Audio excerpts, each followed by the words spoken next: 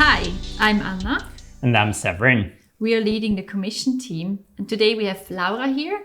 She's part of our team. So I think most of the people in C3 already seen you on stage and at other occasions, but it would be great to know a bit more about you. So Laura, what are you passionate about? What am I passionate about? Too many things, I guess, but I'm here to talk about one thing. And I see that I'm really passionate about giving opportunities to hear from the Bible or get prayer, even though you're out on the streets. Like, I would say that's like one passion I have, like really bringing kind of a little bit of church to that place, because most of all people over there, they feel like they're so ashamed and unworthy, and they don't dare like going to a church. They kind of feel that they're not able to go there. That's one passion that I have. Already many times now you've been working on the streets in different projects. What have you been doing there exactly? Most of all, we started with like giving out food. Like lots of different food. We tried out like fruit, we tried out sandwiches, we tried out like even like hot meals and all that. But time passing, we saw that our heartbeat was more like on talking, listening, offering prayer, like even giving words of encouragement. Yes, more like the personal level, and food became like secondary or more like a way of connecting a bit, chatting a bit. I would say that with more time that we tried it out, we got like better in like sensing, is anyone open to like talk a bit longer? Is anyone open to like go deeper?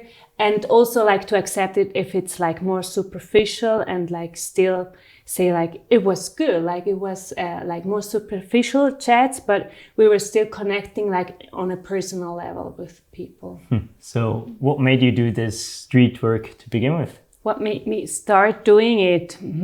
Hard to say. Like I would say as a teenager, I read a testimony of an ex-prostitute, and she shared her story and how difficult it was for her to like get out from there, and how difficult it was for her like even to get into a church and being accepted, and how she had to learn to like not share her story with everyone because she made herself like too vulnerable, and like not everyone could handle like knowing her story or her background. And like that touched me a lot as a teenager, like how complicated that was for her and how long it took her to get out. Later, when I was a young adult, like when I was 18 and yes, also like in my 20s and all that, I felt like I would like to do something there, but I felt like too young.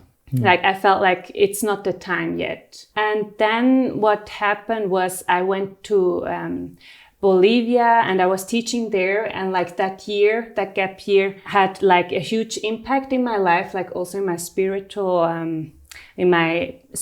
life with God. And when I came back, I was kind of more certain. And one thing that I was kind of more certain was like, maybe now is that time to do something like that.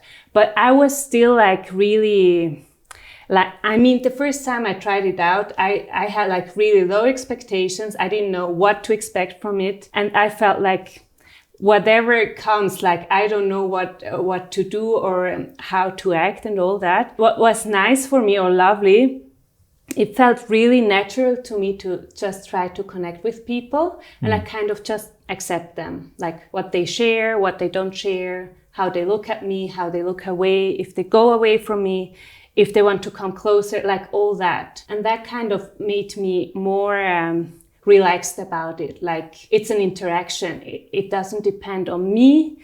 It's like all in God's hand. And there's also a spiritual level. Like I need to prepare myself with like prayer. I need to prepare myself with reading the Bible and like nurturing myself so that I'm able, like in the moment, to have an idea or like to listen to God in the moment so that I'm able to like share something from the Bible or share a Bible verse or share like just 2 words specific for a person, or like asking the right questions so that a person continues like thinking about something in their life and like that, to let God like continue talking to them. Could you give us a testimony, something you experienced in your ministry? Yes, I mean, there's lots of things happening there, like good and bad, like different things. One time it was really strange because it was more calm and we had like less conversations, and we were kind of like more like no one needs us tonight, or like whatever, okay, we're finishing soon. And then I came to a building and like a lady came down, and I found out, wow, she talks a language I can talk to. I don't remember if it was like in French or in Spanish. Okay, I can talk to her. And I tried talking to her and she answered back. And then like she was really open for the Bible, and I just hit the nail. Like I was like starting a story from the Bible, and she was like, yes, tell me more. And I continued and continued, and we talked for a long time, and she was asking me more questions and all that. And I was like, this and that, and God does it like this and that, like explaining. I don't have the memory what I was explaining or which story from the Bible, but I just remember it was a really nice conversation. And at the end, what I remember is she was like really calm, and she was like, thank you so much. What you did tonight for me, a priest should have done for me, and you took your time to do it here. I'm not able to go to a church, but you did it here for me. Thank you so much.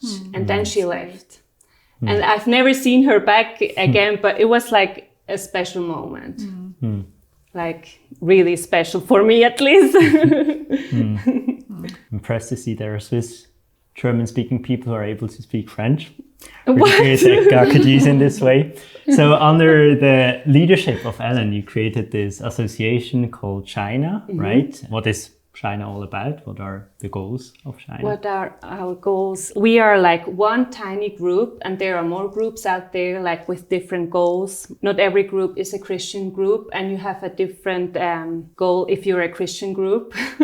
Like that's one point. We want to be like, we feel like we're connected with more groups. We're not the only ones. And we're also connected with the police working there. We try to be like more into networking together. Like that gives us safety in it, or like also maybe confidence too. Like going there, it's just one evening every 2 weeks, and then like it's an opportunity, and like there are more groups doing this, like it maybe in different ways, but it gives us more freedom, like seeing that we're connected with others. And another thing is, what's really important to us is that we want to respect every person's choices, even though it hurts us, even though we have like so much more dreams for them, so much more visions for them, so much more wishes for them, but we see that we respect that, as like in the same way as I respect that with like other people around me. We want to do that also out there in the streets, like kind of respect them, but also be there for them if they have needs, if they have wishes, if they want to talk to us. Like we want to have both in a balance, I would say. How can we as C3 Zurich support and help you? You can support us with prayer, really, because it's, I mean, there's a spiritual level in it, clearly. So I would say like most of all, like specific prayer for us, for a breakthrough, for like having the right words, for having the right Bible stories, for having the like good conversations, or like also for after the outreach to be able to let go of everything, like let go of like the stories we heard, and like to put everything back into God's hands. And what else? We need people who are able or who want to bake something sweet. They like a lot of sweet things, or like sandwiches. That's also a great help for us. If someone wants to prepare sandwiches for us, like that would be a great help. Or like if someone likes doing hand lettering and wants to write cards with like 2 words of encouragement, or like a Bible verse, like in different languages, that's also helpful. Yes, I mean, a lot of support like that helps us a lot already. I mean, even thinking of us and knowing that we exist, we feel like really supported. Like, wow, there are people thinking of us. Really. Yeah, so let's do a bit of dreaming. If there were no limitations, be it resources or with what you could achieve, where would you see this association in 5 years' time from now? In 5 years. Or 6? Like the group, not the people. Well, either. Maybe there are two questions.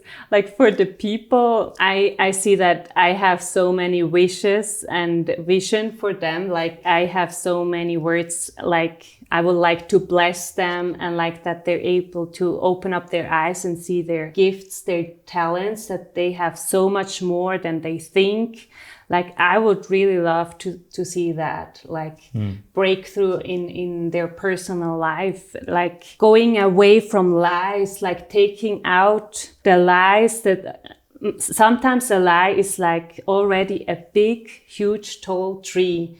And it takes a lot of effort to go and take it out from your heart, or if it's a thought, maybe from your mind. And I would like to see all that happening, like really that they start believing that God really, truly loves them, and that God truly wants to forgive them, like everything, and like really everything, and that there's nothing that they could have done that would separate them from God. Like the only thing is like really accepting Christ as their savior, and then like everything is washed away. I would really love to see that, like that they would believe that in their hearts and also in their minds, like really all the deepness of it, and not only like superficially, like yes, there's God, He loves me, like really truly like feeling the love and like knowing, wow, I'm able to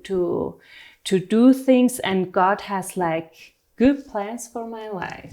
And for the group, I would like to see that we're really courageous to like have words of encouragement for the women and for the men. And yes, like really seeing more friendship with people there, maybe like more long-term connection with people there, but also like having a balance and like trusting God that even though we don't see everything what's happening, that God is still working, like having a good confidence in that, like everything is in God's hand, and like we did this and that, and God is working.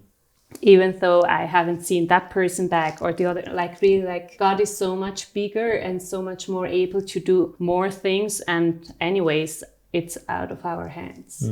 Yeah, thank you so much for sharing.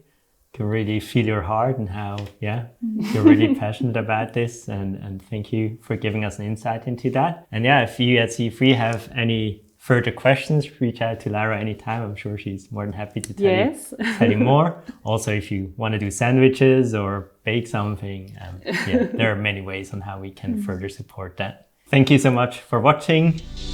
Bye.